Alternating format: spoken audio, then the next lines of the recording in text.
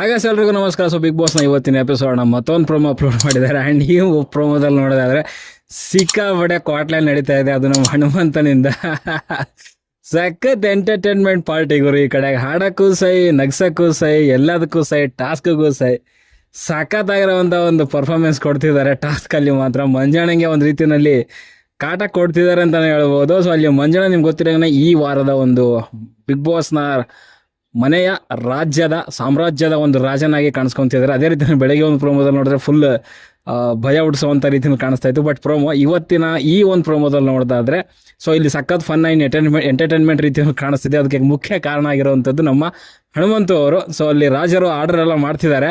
So ಇಲ್ಲಿ ನೋಡೋದಾದ್ರೆ Hanumantha full ಕ್ವಾಟ್ಲೆ ಆಗಿಂತಿದ್ದಾನೆ.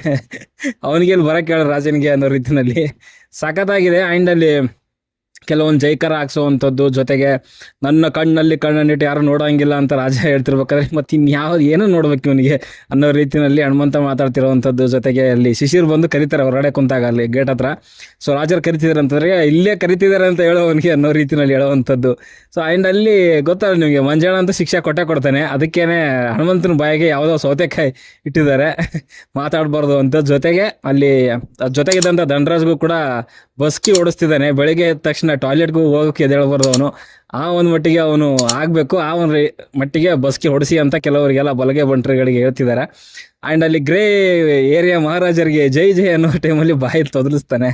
ಅಲ್ಲಿ ನೋಡಿ ಇಡೀ ಮನೆಯವರೆಲ್ಲ ಸ್ವಲ್ಪ ಎಂಜಾಯ್ ಮಾಡ್ತಿದ್ದಾರೆ. ಅದು ನೋಡ್ತಾ ನಮಗೂ ಒಂದು ರೀತಿಯಲ್ಲಿ ಮಜಾ ಕೊಡುತ್ತೆ ಈ ಥರದ್ದು ನೋಡೋಕ್ಕೆ. ಆ್ಯಂಡ್ ಅಲ್ಲಿ ಅವ್ನು ಪರ್ಫ್ಯೂಮ್ ಹೊಡ್ಕೊಂತಿರ್ತಾನೆ ರಾಜರೇ ನಮಗಂತೂ ಹೊಡೆದ್ಬಿಡಿ ಹೆಂಗೆ. ಸಖತ್ ಗುರು ಮನುಷ್ಯ ಮಾತ್ರ. ಎಂಟರ್ಟೈನ್ಮೆಂಟ್ ವಿಚಾರದಲ್ಲಿ, ಹಾಡಿನ ವಿಚಾರದಲ್ಲಿ, ಟಾಸ್ಕ್ ವಿಚಾರದಲ್ಲಿ ನಾನು ಹೇಳಿದ್ನಲ್ಲ ಮೊದಲೇನೆ ಪಕ್ಕ ಆಲ್ರೌಂಡರ್ ಹನುಮಂತ. ನಾವು ಆ್ಯಕ್ಚುಲಿ ಏನೋ ಅನ್ಕೊಂಡಿದ್ವಿ ಸ್ಟಾರ್ಟಿಂಗ್ ಬಂದಾಗ ಮೇ ಬಿ ಅವ್ನ ಮೆಂಟಾಲಿಟಿ ಇಲ್ಲಿ ಸೆಟ್ ಆಗಲ್ವೇನೋ ಹಾಗೆ ಅಂತ. ಬಟ್ ಪಕ್ಕ ಅವನದೇ ಮೆಂಟಾಲಿಟಿ, ಅಂಥ ಮೆಂಟಾಲಿಟಿಗಳೇ ಇಲ್ಲಿ ಸೂಟ್ ಆಗೋದು ಅಂತ ನಾನು ಇವಾಗ ಅನಿಸ್ತಾ ಇದೆ. ಆ್ಯಂಡ್ ಭರ್ಜರಿಯಾಗಿ ಆಟ ಆಡ್ತಿದ್ದೀನಿ. ಆ್ಯಂಡ್ ಈ ರಾಜ ಮತ್ತು ಪ್ರಜೆಗಳ ಒಂದು ಇದರಲ್ಲಿ ಆ ಒಂದು ಸೀರಿಯಸ್ ಕೆಲವು ಟಾಸ್ಕ್ಗಳಲ್ಲಿ, ಜೊತೆಗೆ ಆ ಒಂದು ಸೀರಿಯಸ್ ವಾತಾವರಣದಲ್ಲಿ ಈ ಥರದ್ದೊಂದು ಫನ್ನಿ ಆಗಿರೋವಂಥ ಒಂದು ಮೂಮೆಂಟ್ಗಳು ಅವಶ್ಯಕವಾಗಿ ಬೇಕಿತ್ತು. ಸೊ ಅದು ಸಿಗ್ತಾ ಇದೆ ಅಂತ ನನಗೆ ಅನ್ನಿಸ್ತಾ ಇದೆ. ಐ ಥಿಂಕ್ ನೋಡೋಣ ಎಪಿಸೋಡಲ್ಲಿ ಇನ್ನೂ ಮೇ ಬಿ ಇದಕ್ಕಿಂತ ಮಜಾ ಇರ್ಬೋದೇನೋ. ಆ್ಯಂಡ್ ನಮ್ಮ ಇಲ್ಲಿ ಯಾರು ಹನುಮಂತ ಆ್ಯಂಡ್ ಧನರಾಜ್ ಅಂತೂ ಮಜಾ ಓಡಿಸ್ತಾ ಇದ್ದಾರೆ. ಆ್ಯಂಡ್ ಸ್ಕ್ರೀನ್ ಸ್ಪೇಸ್ ತೊಗೊಬೇಕು ಅಂತಂದರೆ ಏನಾದರೂ ಮಾಡಲೇಬೇಕು. ಇಲ್ಲ ನಾನು ಸುಮ್ಮನೆ ಹೋಗ್ತೀನಿ ಬಿಗ್ ಬಾಸ್ ಮನೆ ಒಳಗಡೆ ಅಂತಂದರೆ ತುಂಬ ಕಷ್ಟ ಇದೆ. ಸೊ ಅದೇ ರೀತಿಯಲ್ಲಿ ನಿನ್ನೆ ಹೋದ್ರಲ್ಲ ಧರ್ಮಕೀರ್ತಿರಾಜ್, ತುಂಬ ಒಳ್ಳೆ ಮನುಷ್ಯ. ಬಟ್ ಗೇಮ್ ಅಂತ ಬಂದಾಗ ಸ್ವಲ್ಪ ಅವರು ಆಡಲೇಬೇಕಾಗತ್ತೆ. ತಮ್ಮತನವನ್ನು ಬಿಚ್ಚಿ ಸ್ವಲ್ಪ ಹೊರಗಡೆ ಇಟ್ಟು ಅಟ್ಲೀಸ್ಟ್ ಗೇಮ್ ಅಂತ ಆಡಬೇಕಾಗುತ್ತೆ. ಸೊ ಅದು ಆಡಲಿಲ್ಲ. ಸೊ ಅದಕ್ಕೋಸ್ಕರ ನಾವು ಹೊರಗಡೆ ಹೋದ್ರು ಅಂತ ಹೇಳ್ಬೋದು.